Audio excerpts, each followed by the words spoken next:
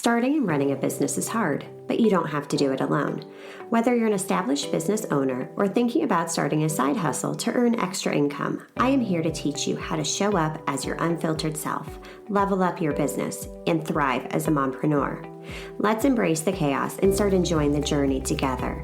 I'm Amy Traw, and you're listening to the Motivated Mompreneur Podcast. Welcome back into the Motivated Mompreneur Podcast. Today I'm chatting with Michele, Laine, all about understanding our patterns, conquering fears, knowing ourselves, and really giving ourselves permission to create the impact that we desire. With that being said, Michele, welcome into the podcast. Hello, Amy. Thank you so much. It's such fun to be here and sharing with your audience today. I'm really excited for this conversation today. So before we dive in, tell us more about yourself, who you are and what you do. Oh, I love that. Thank you. First and foremost, I'm a mom. I have two grown daughters now. My gosh, it seems like yesterday, 24 and soon to be 18 and graduating. So I'm on not so much the tail end, but like the hustle and bustle of the younger kids. Like it's changed and morphed, and so have I, which is really befitting in our conversation today. Currently, which is so funny because 6 years ago I wouldn't have been any of these things, but I'm a master numerologist and an embodiment coach. I'm intuitive life and business with my clients, and I really help them step into the power, remember who they are, understand their patterns, and come back to that wholeness within, not the hustle, the obligation, the shoulds, the need tos, the have tos, the stress of life that we can so habitually fall into.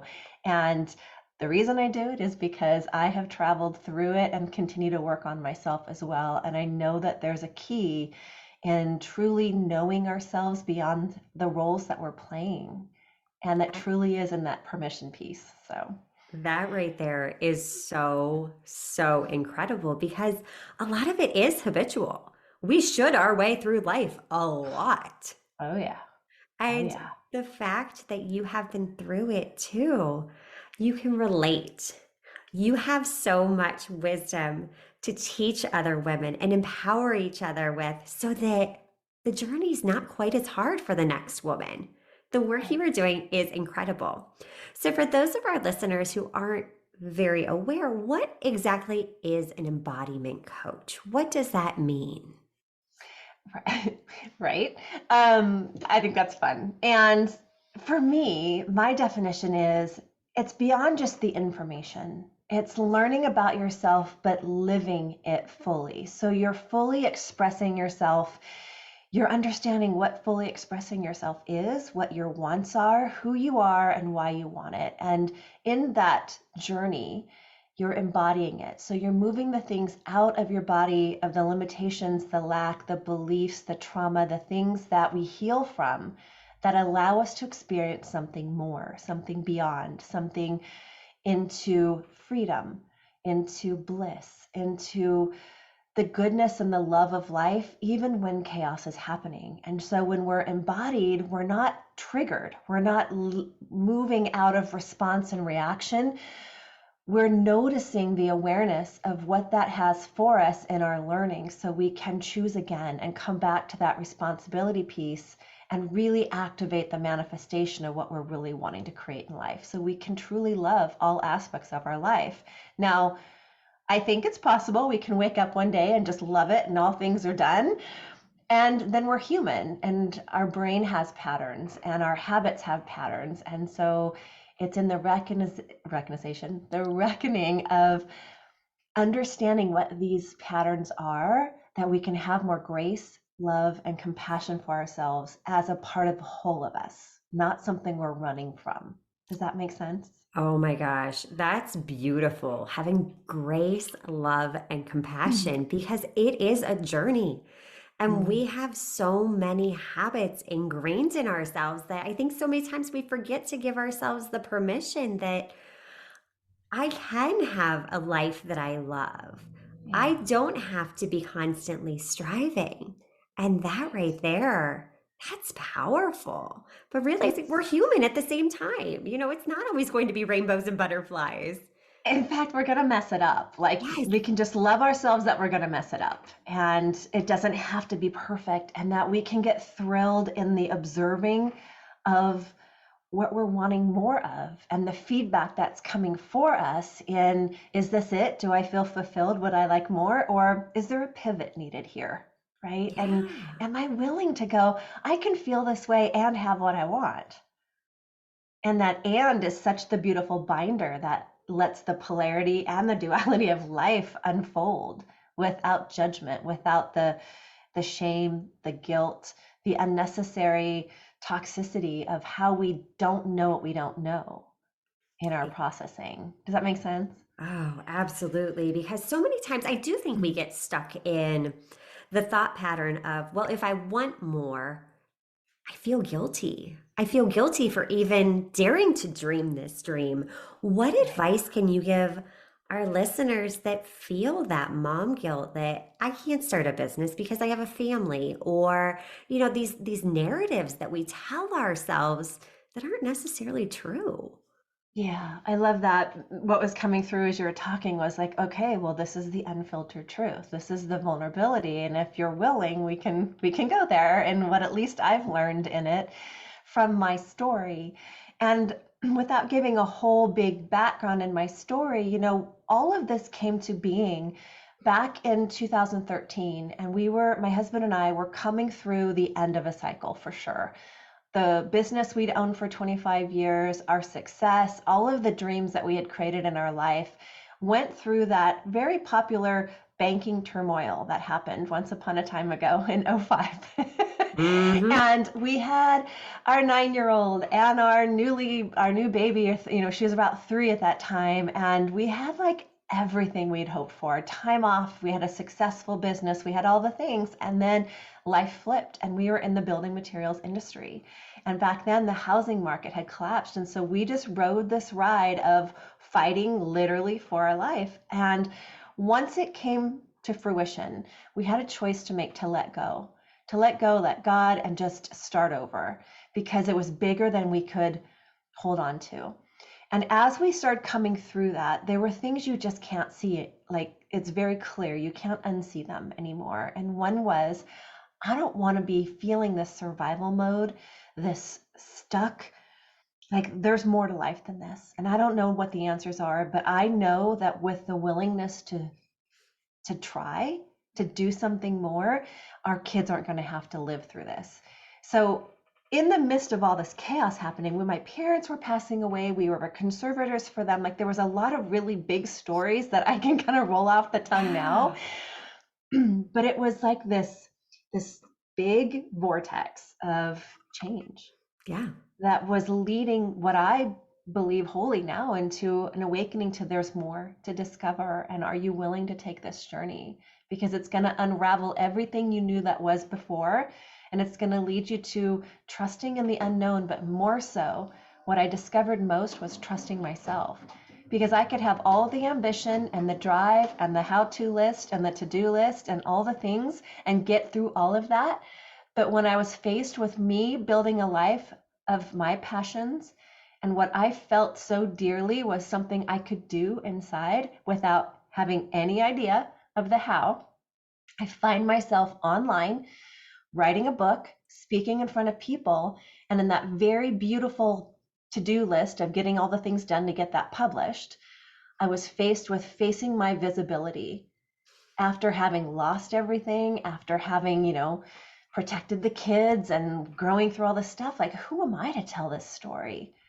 I was hiding from the story instead of realizing the story was the connector. And not only that, the catalyst for me discovering really who I was. I was so good at being everything for everyone else, being the backup support, helping everyone have and fix and do all the things that I didn't need to take on. And it was my moment in life to really, really let go.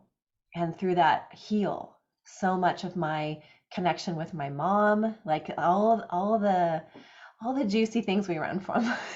Yeah, Right? exactly. Exactly. But that is an incredible journey. And I appreciate your willingness to be vulnerable and to share that with us, because something that really stood out to me that you said was, You made the choice to let go. You Yes. had the choice. And I think so many times we forget that everything in life we can choose. We can choose Right. our attitude towards that. We can't always control our circumstances, but we can control what actions we take. And Yeah. yeah, I've been there too, stuck in Yeah. survival mode, just going through the motions. But when you start to trust in the unknown, isn't it just the most beautiful faith or place to be in because you have faith in the fact that all right, you know what? The only thing that I need to be scared of isn't failure. It's just if I stop getting back up and trying. You know, Right. I'm more scared of staying in a place that's no longer serving me, that I just feel like I'm moving through the motions, that one day I'll look back and be like, what did I do with my whole life? How did I spend my life? I don't want Right. that. Right. And you know what's really interesting? Like coming out of that bubble, right? Life is not bad. I loved my life. I love my kids. I Yeah. love being a mom. I love that. Like it was so oblivious to anything that I know now. But it was also just the rhythm of that time frame, right? That Mhm. for me, there was a lot of shame. And, at that time I was 48. I'm a lot older than people who I speak to now in their 20s and 30s who are waking up to more of what they're wanting, right? But the percentage is still so small. But I can promise you, looking back, and I was reflecting on this morning, there was never a time where I didn't think something else was possible. I may not have known the answer, but if I'm being truthful, I knew life was unlimited. I just didn't believe I was along the way. I got lost, right? So, this unwinding these patterns and this permission slip has all of that is beautiful. It's all intended for where I'm going. And the things that I've learned about myself and the modalities I've picked up, and the fact that I'm even a coach today, I couldn't not go on with my life not helping others discover this too. There is a purpose. There is this fully expressed version of us that we are not living, that we are mistaking for the roles we play, the identities we've adopted, and we really have forgotten our innate inner power to alchemize emotion, to be able to create, manifest. We're always manifesting, whether you put the language to it or not. What do you want more of? What do you feel you're stuck and isn't for you? Like these are the things you literally can work through. And then for me, dream bigger. I forgot how to dream. I was Yeah. scared to death to dream big because I thought subconsciously that I had to let go of everything I had to allow myself to be successful, to build a business, to dream. And it wasn't true. So my biggest fear, my biggest drive was wanting love and money. My biggest fear was that I had to sacrifice one for the other to have it. And I Exactly. didn't realize it until I could see how it plays out in my health and my business and my this and my, and it was all of these stories, the Yeah. meanings I had made along the way. And so I got fascinated with the mind body connection, the coherence, being in heart and mind coherence. And all of my work has led me to, you can call it advanced manifestation, but it's the energetics and the emotion and how those really do play beyond just the thinking, but how it all begins there. So it's really important to understand how your mind and body are working, responding, the clues your body's, their signals that you're getting, that your body doesn't hate you. It's not defriending you. It's not the problem. It's literally the catalyst for the answers of all that you're seeking inside. And it truly is. And once you take the time to listen, we have all the answers within us. Yeah. We're And do you constantly, believe that? Like when you yes, we hear really that, do. right? I was like, Yes, that's awesome. And how do I get there? right, Right? right, exactly. Because it's a lot of times it's not an overnight just light Mm-mm. bulb of, okay, I know all the answers, I'm clear. No, it's a process. It's trial and error. It's doing things no matter how scary they can feel. Right. Because it's our brain. So much of this is primal. It is our mind literally trying to keep us safe. It It goes is. back to survival mode. Well, I love that too because, like, I'm sure we've all been there. Maybe I'm the only one. Where you're beating yourself up and you're driving yourself so hard, and then what you're saying to yourself isn't nice, right? Right. And so you're succeeding, you're achieving, you're doing all the things, but you're not loving yourself. You're forcing yourself, you're berating yourself, you're doing all the things. And like, I was a nice person, but inside I wasn't nice to me. I was nice to everyone in the world, right? And so learning that key fact that our brain, our mind is designed to protect, and it will protect us from everything we've told it. And so until we're aware of the things we've been telling our brain, there's no more fault.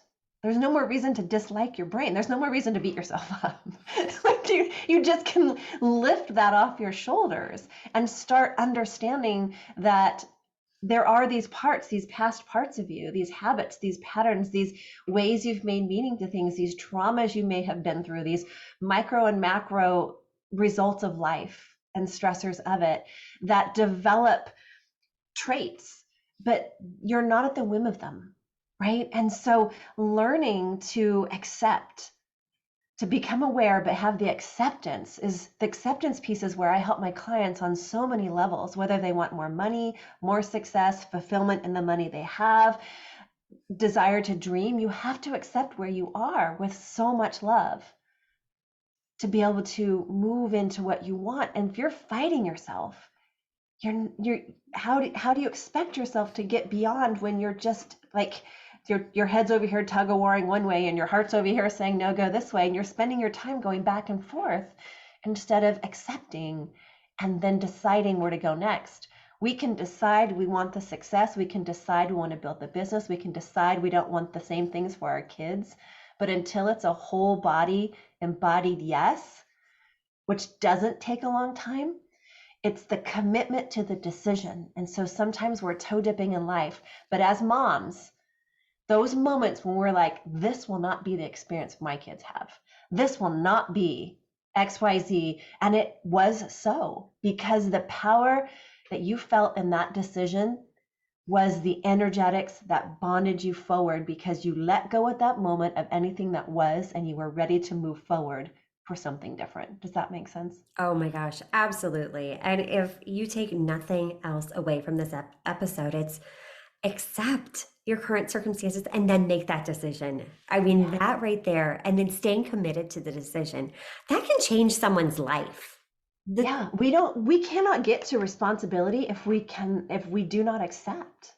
It's right. like we try to bypass and skip over. I'm aware. Okay, I take responsibility. Well, then we overtake responsibility and then it's all our fault. And it's like, no, acceptance. And then if there's a pivot and if there's a place that we can become more aware of how we're responding, and if we're blaming life or blaming somewhere else, it's a mirror for come back in here. What is it reflecting that we can make a different choice again? And that momentum is what moves us into what we call the divine timing cycle. It's not just this cool word of divine timing, it's a literal cycle of transformation that we complete. And we Yes. cannot complete. Where are you in that? Where are you stuck? And what is your next step? Becomes the only question we ever have to ask. Are we willing to take that next step, even if we don't know the how?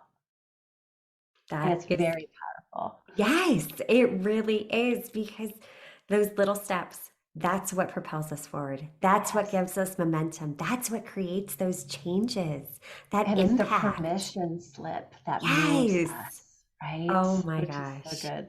Yes.